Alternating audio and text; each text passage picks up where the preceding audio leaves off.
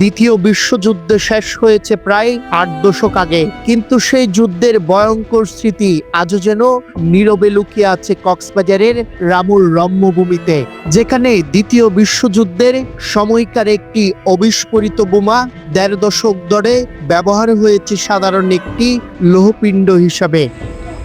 স্থানীয়রা বলছেন দীর্ঘদিন ধরে এটি পড়েছিল পুকুর পাড়ে। একসময় এর কয়েকটি পাখাও ছিল, কিন্তু বিভিন্ন সময় সেসব পাখা ভেঙে বিভিন্ন ভাগাড়ির দোকানে বিক্রি করে দিয়েছে তারা। এটা যখন আমার বয়স ৬-৭ বছর, তখন থেকে শুনছি যে এখানে একটা বোম ফুটছিল। তখন আমরা লেখাপড়া যখন যেতাম তখন দেখছি, মানে এখানে এসে আব্বা আম্মুর সাথে এখানে এসে দেখছি ওইটা ওখানে পরে আছে। তখন ওখান থেকে লোকেরা সেনাবাহিনী এসে এখানে নিয়েছিল।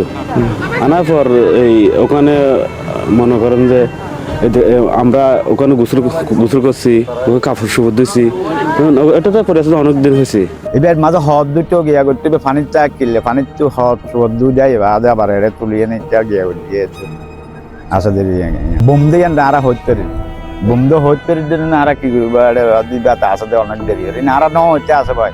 একটু আতঙ্কের মধ্যে আছি, যেহেতু ঘর বাড়ি যেহেতু বেশি, তো সবাই ভয়ের মধ্যে আছে। যে আমি একটা অনুরোধ করতেছি, এটা যেন দ্রুত এখান থেকে নিয়ে যাওয়া হয়। দীর্ঘদিন কাপড় কাচা হলেও বোমাটির উপরি অংশে মরিচা দেখা যাওয়ায় ফের বোমাটি কেজি দরে বিক্রি করার সিদ্ধান্ত নেয় কয়েকজন। পরে খবর পেয়ে ঘটনাস্থলে যায় রামু থানা পুলিশ ও সেনাবাহিনীর একাধিক টিম।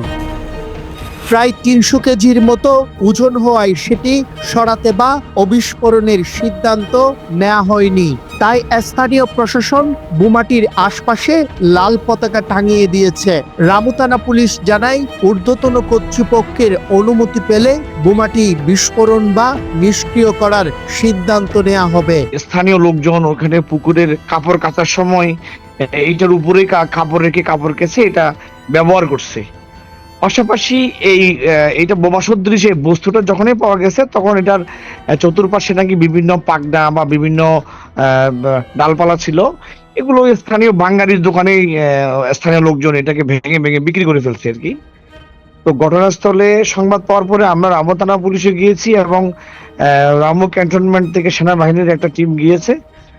তো এটা যেহেতু অনেক আকারে বড়, এটা লম্বা হচ্ছে আপনার 4 ফিট লম্বা এবং এটা বের হচ্ছে যে 4 ফিট, অনেক বড়, এবং এটার ওজন হচ্ছে যে 350 থেকে 400 কেজি।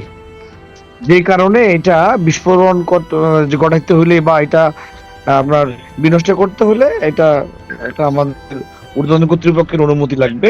ঘটনাটি ছড়িয়ে পড়ার পর এলাকায় আতঙ্ক ছড়িয়ে পড়ার পাশাপাশি ঠাট্টা মজাও করছেন অনেকে।